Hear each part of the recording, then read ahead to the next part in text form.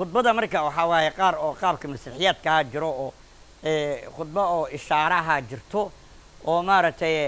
oo ishaaro khudbo lagu akhriyaa jirto oo sida ay kamid tahay mar oo ka qayb galay dalkan ninka xakumi jiray burburkan ka hor ayaa balcada lagu soo dhaweynay markaasaa waxaa la socday nin la dhihi jiray faarax gololey la socday markaasuu warkii markii la soo dhaweeyey warkii intuunan bilaabin ayaa duqu intuun warkii bilaaban uu yidhi faarax hadal ou dhahay faarax ou dhahay inuu hadlo faarax dadkii u jeestay markaasuu saasuu dhahay ishaaro rabaa inuu ku hadlo ounan hadal ku hadlo saan uu gacanta ku yidhi dadka waxay dhahayn mataqaanaa wax horoo lagu tarbiyeyey haysaane siyaa ay dheheen mar kalew haddana wuxuu yidhi mar kale asay yidhaheen ha noolaado jamhuurtaa dhehaysa ujeedidu waa dadku khudbada oo ishaaradaa u jeedinaya markaasuu markay labadaas dhaafeen duqu wuu dhegaysayuu haya wuxuu samaynayay ma u jeedi saanuu yidhi siyaad aad dadka wada dheheen mar kalew haddana saan yidhi ha noolaado al dhahay markaasuu wuxuu yidhi ishow taabtay dhegtow taabtay saasuu afka dhahay markaasay sacab ku dhufteen uuna fadhiistay war maxaa sheegtow dhahay duqe markaasaa waxaan sheegay waa sheegay waa dhamaysuri dadkii oo korjoogtada ahay ciidana xagga u jaree u sheegeen aa dheheen duq u sheegeen waxay dheheen saasuu dhahay siyaaday dheheen saasuu dhahay ha noolaaday dadku dheheen haa ishuu taabtay dhegtow taabtay afkuu taabtay waxa u dhahay waaye hadalkaasu isha wax ka arag dhegtana wax ka maqal waxana heshiigin waay soo saas maahan macnahaas ishaaraad waay marka waa ilqaa oo saamita ayuu ishaaraad ku sameeyey saas ayuu ku hadlay marka waxay tahay qof walba qofka khudbada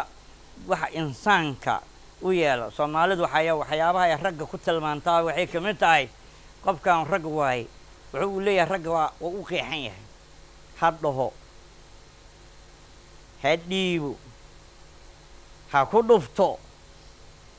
ninkaasay rag u yaqaaniin waa ninka wax dhiibaayo waxaana dhihi karo hayee waxaana dili karo waaye nabigana salawatu llahi wasalaamu caleyh wuxuu ragga ku tilmaamay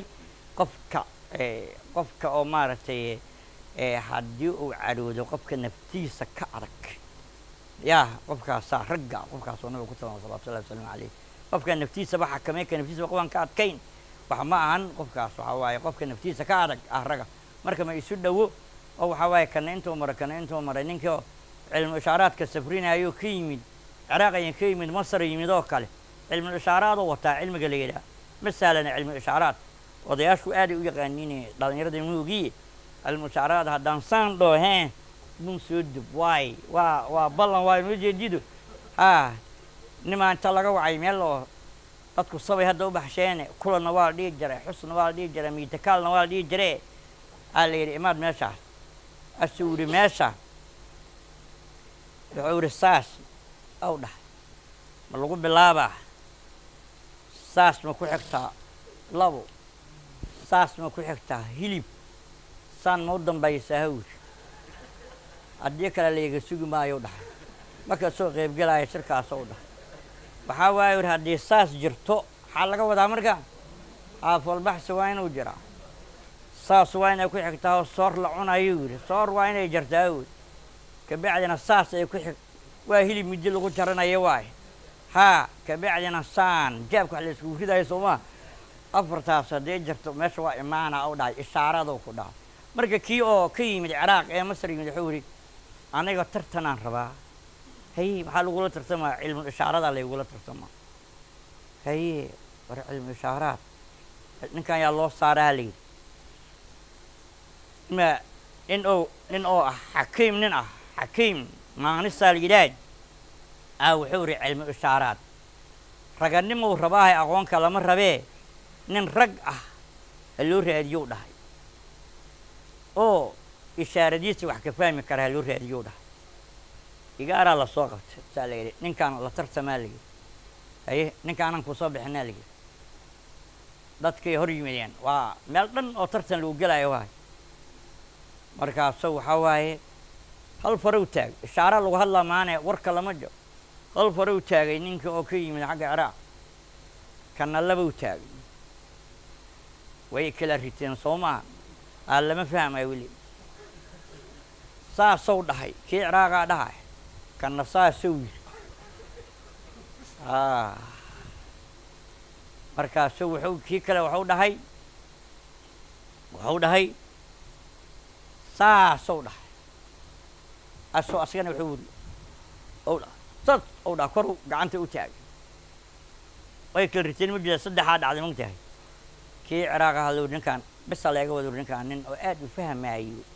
cilmu ishaare ninka khatar ku ah su-aashaan weydiiyaba uu ka jawaabayaa saasou dhahay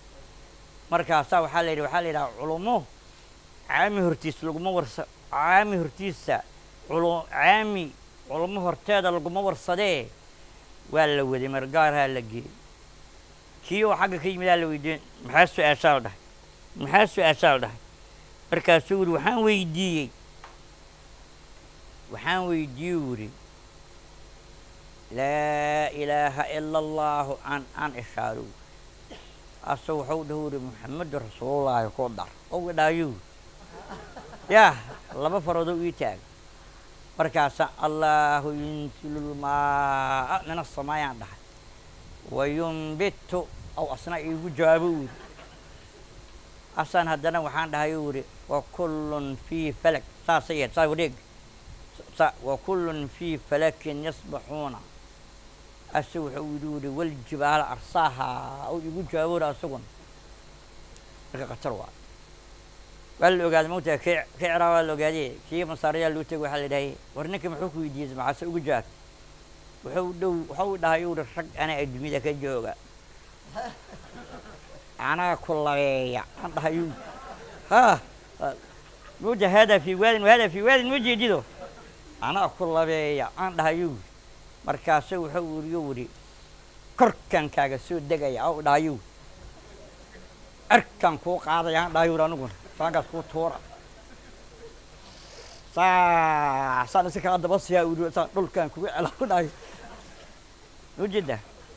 رجعنا هو إسكاجا ده شيء لكن سلام السعودان مركا waxaa jiro ishaaraad oo khudbo lagu gudbinayo oo wax lagu fahmayo ayaa iska jira marka waxaa maaragtay dadkii hore khudbooyinka waxaa loo adeegsan jiray dagaalka dadka haddii lagu guubaabinayo ama maaragtay nabadgelyada dadka haddii lagu guubaabinayo khudbaa la jeedin jiray waxaa loo adeegsan jiray tahniyadaha iyo tacaasidaa loo adeegsan jiray khudbada iyo mufaakharaadka waxa la yidhaha mufaanka aa loo adeegsan jiray oo maaragtay ilba luqadan soomaaliga ah oo khatar waayo waxaa waaye markii oo isticmaalka uu luqadan rabay luqadaha inuu sheego markuu rabay luqadda carabiga inuu aad saaxada uga saaro markuu rabay ayaa isticmaalku wuxuu dhahay luqadda ingiriisiga waxay ku fiican tahay uu yidhi alkhidaaba khudba ku jeedinta ay ku fiican tahay luqadda ingiriiska luqadda talyaanigana waxay ku wanaagsan tahay uu yidhi gabdhaha lagula sheekaysaa naagaha lagu shukaansadaa u dhahay af soomaaligana wuxuu ku fiican yahay uu yidhi waa lagu hanjabaa haddana gafuurka kaa tuminaa la dhahaa carabiga u dan leeyahay maxalushaalkaas waay carabigana waa lagu tuugsadaa u dhahay acdini anaa miskiinaa la dhahaa u dhahay mawjida carabiga uu rabaa dadka inuu u diido marka saas waay saas u adeegsana middan waa lagu khudbeeyaa middaana gabdhaha lagula sheekaystaa middaana waa lagu hanjabaa middaana waa lagu tuugsadaa saasuu dhahay marka ahamiyadda oo fanul khidba fanka artiska waaye waxaa waaye uu leeyahay qof kastoo wax samayn karaa ninka hadda adiga ma laga yaabaa balkan fandhaal amba inaad qorto ma laga yaabaa ma qori kartaa adiga ma qori kartay laakiin igaaraa qoraay waa qoraa marka waxaa waaye igaarkaas fannaan waayo artistku aad u wanaagsan yahay geeda uu iga gooyey ou xeero ka samaynayo kurbin ka samaynayo wax ka samaynayo bahasha koor la yidhaaho ka samaynaa marka khudbaduna waxay leedahay iyaduna fanay leedahay oo ah والصلة عديمة لكل من يريد الوصول إلى قلوب وعقول الناس أيا كان مقصده وغاية وحواي قفك إنه ضدك قلبي قولي عقلي قولي وقلي كرو كنا شبك كرو قصتك يلك وليها وشي كرو هذا هو الخديم واي لكن قفك إنه وحسك شيء مركب وحواي maadaama halkaan la yidhi maanta oo khudbo laga hadlayo waxaa waaye in uu qofku un ogaado inay tahay maaragtay dadka qalbigooda iyo caqligooda in la galo maqsadka aad u leedahayna aad u sheegi karta inay ahaato saas ayaa loo baahan yahay